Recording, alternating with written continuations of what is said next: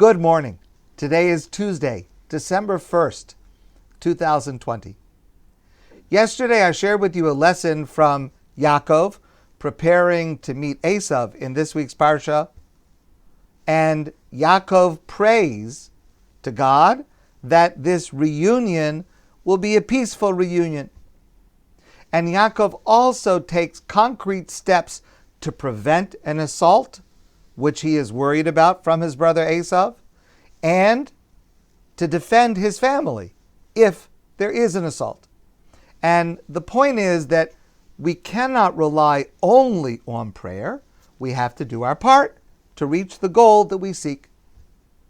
There are other types of situations where prayer is not only insufficient by itself, but actually inappropriate.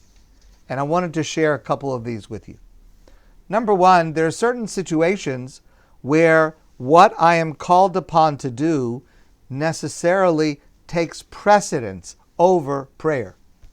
The concept in the Talmud, osek b'mitzvah patur min ha-mitzvah. One who is involved in the performance of one mitzvah is exempt from another mitzvah that occurs at the same time. Now, there are several conditions for this to apply. It is not a blanket statement, and the conditions must be met rather precisely. In the context of prayer, of course, is a positive mitzvah, and it is subject to something else coming in the way and taking precedence. And it must be, for example, a mitzvah overes, a mitzvah that I have the opportunity to do, but if I don't do it now, I won't be able to do it later. If there's a mitzvah that I have to do and I could pray first and then I could do the mitzvah, of course I should pray first. But if the opportunity will be lost if I delay, that might be a reason to set aside prayer in order to do this other mitzvah. And the other requirement is, it must be a mitzvah that is efshar la'asoso al yedei acher, a mitzvah that nobody else could do. I'm the only one that can do it. And therefore, if I don't step in and allow this to take precedence, this mitzvah would not be done. If it's the kind of mitzvah where somebody else who has already prayed could be able to do it, then I should allow that person to do it. But if it requires me, then I have to be the one to do it. Give you an example. God forbid, someone is sick and you have to take them to the hospital. So of course, that takes precedence over other mitzvahs. That could take precedence over all other mitzvahs also. But let's just talk about prayer for now. If there is an opportunity that arises where someone needs my help and they need it now, waiting till after I pray will not be helpful to them, and there is no one else to do it but me, or no one else who can do it as well as I can, or for emotional reasons I am needed for that task, then that's a situation where that mitzvah takes precedence over prayer. There was a young man who lived in Lakewood, New Jersey, very religious area. He was a religious man. And he's a person that went to shul every morning. He davened with a minyan every morning. I'm talking about before COVID. And one day he did not come to davening. And it was very surprising. The fellows who sat next to him were very surprised. It was very, very unusual. So the next day they said to him, "What happened?" So he told them the following story. He said, "I was on my way to come to shul, and I came upon a Jew who was hungry and who was crying. And I stopped to feed this Jew." The other men were just amazed. Wow, what a beautiful mitzvah. Set aside the opportunity to pray in order to be able to help a Jew who is hungry, who is crying. What an opportunity. Who was this Jew that you helped? And the man said, "It was my baby. My baby. And my wife was sleeping and she needed her rest. And so there's a Jew who was crying and hungry, and that came before coming to daven with a minyan." There's another example of this that unfortunately is not humorous. It's sad, but it is an example of the concept. And that is, God forbid, if a person has a close family member, God forbid, that passes away, So after the funeral begins a period called Shiva. That we're familiar with. Before the funeral, meaning from the time of death until the end of the burial, a person is in a category called Onain. Onain means that a person is not supposed to pray. A person is not supposed to perform any positive mitzvos. Now, there are some limitations to this. The status of Onain only occurs on weekdays, not on Shabbos, not on Yom Tov, if that occurs between the death and the funeral. But, for example, that means if someone has, God forbid, a funeral that day, they wake up, they don't put on tefillin, a man doesn't put on tefillin, they don't daven. If a person's going to eat, they don't say a blessing, they don't say a bracha. It's very strange. Why? What's the reason for this? So there are two opinions. One opinion is in the Babylonian Talmud, Talmud Bavli, which is the Talmud that is generally considered to be authoritative for us. The Talmud Bavli says, because of this principle, osek b'mitzvah, patur min mitzvah. When a person passes away, God forbid, the mourners, the family members, they are engaged in another mitzvah. They're engaged in showing honor to the deceased by setting aside everything else in their life to make preparations for the funeral and to make preparations for the Shiva. So by involving themselves in these activities and letting these activities set aside other positive obligations, they are in that way showing honor to the deceased. This is what it means that life is not going to go on as normal in the face of this family member, God forbid, passing away. And so therefore, not praying when a person, God forbid, is an onain is an example of this principle. Osek b'mitzvah, persons involved in one mitzvah, caring for the deceased, showing honor to the deceased, and that exempts them from any other positive mitzvah. It's interesting, that's the normative opinion that exists within the Talmud Bavli. The Talmud Yerushalmi, the Jerusalem Talmud, has a different answer, which is, and of course every situation is unique, and not every explanation will fit into every situation, but the Talmud Yerushalmi says something very, very insightful. The Talmud Yerushalmi says that an onain, a person, God forbid, family member passed away, it would be expected, understandable, if that person was angry with God because of what happened. Now again, it depends on the situation. Every situation is different. But certainly we all know, we may have experienced situations where, God forbid, someone passes away and the mourners are angry. And they're angry with God. And the Talmud says a person, a human being, cannot be expected to reach out to God as a loving God in prayer at a time when their experience is so much the opposite of that. And therefore, the Talmud says, between the passing and the funeral, it's better not to pray. We don't want to impose that because of the emotional burden that it could cause. Again, it's not applicable in every situation, but it's tremendously sensitive in recognizing what a person goes through and what prayer requires. There's another category. Another category where prayer for a specific outcome is inappropriate.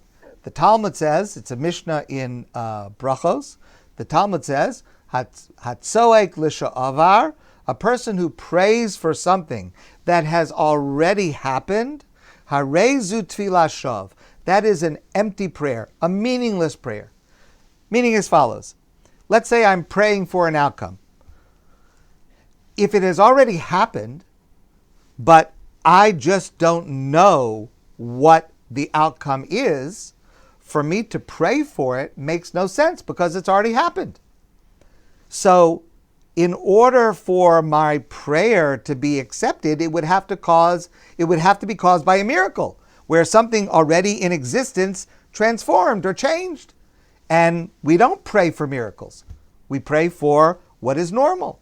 The Mishnah gives an example. Let's say there's a woman who is pregnant. She's expecting.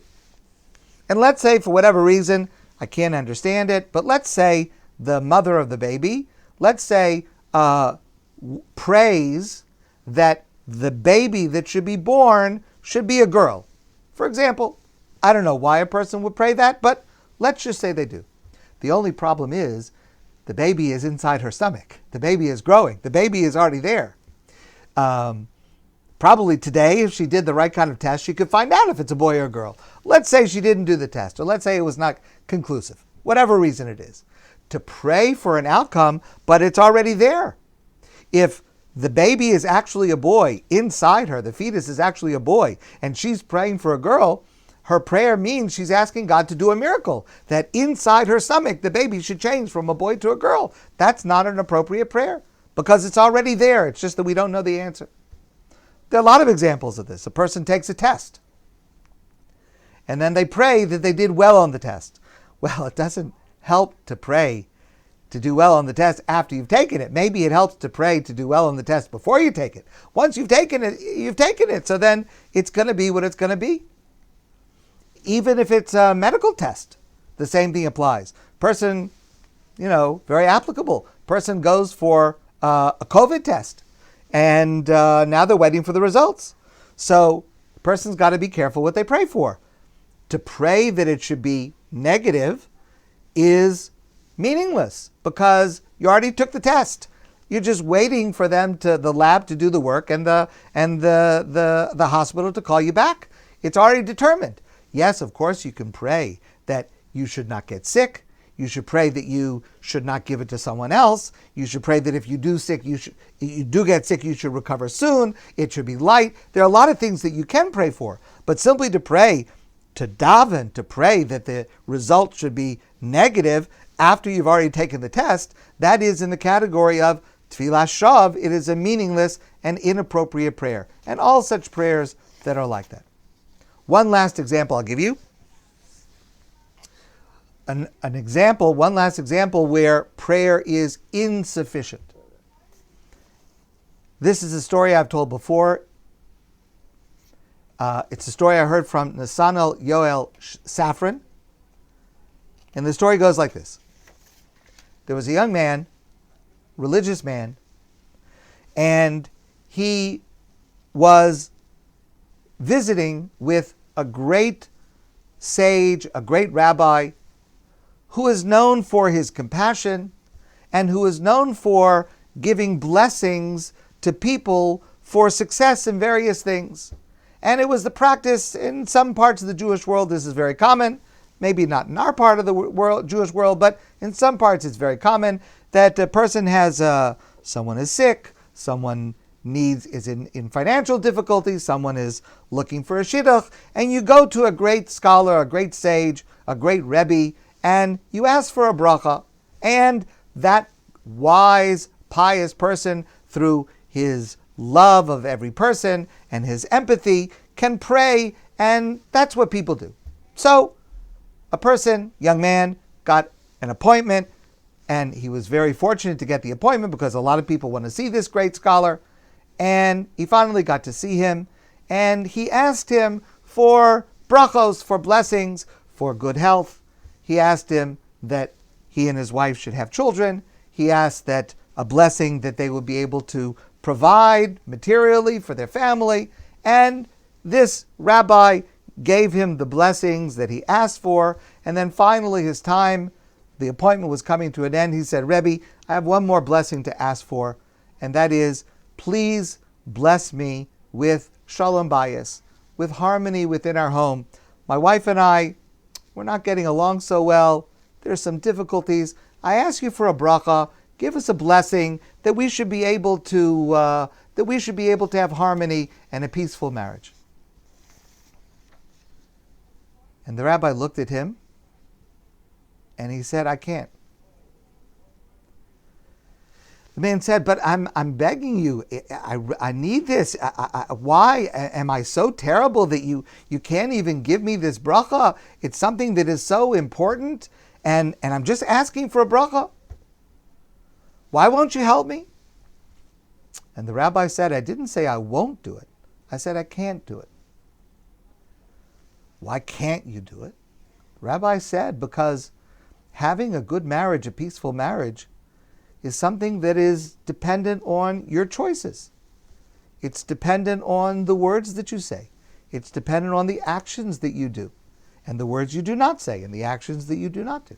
There are some areas of life where things come from heaven, and therefore a blessing can sway, can have an impact.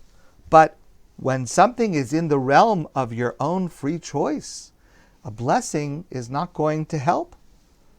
The key to a peaceful marriage is to respect your spouse, to love your spouse, to hold back from saying things that would be negative. And if you don't say the right things, and if you don't do the right things, all the blessings in the world are not going to help. A happy marriage comes by our actions, by our words, by our choice, not from blessings. The truth is that Shalom Bayis also benefits from prayer, but it can't be just prayer. It's got to be the actions, it's got to be the words, it's got to be acting in the right way that brings us to that conclusion. We have to be very careful not to rely on prayer when it is inappropriate, just as we have to be careful to rely on prayer when it is appropriate. My friends, I want to wish you a great day. I look forward to seeing all of you soon in person.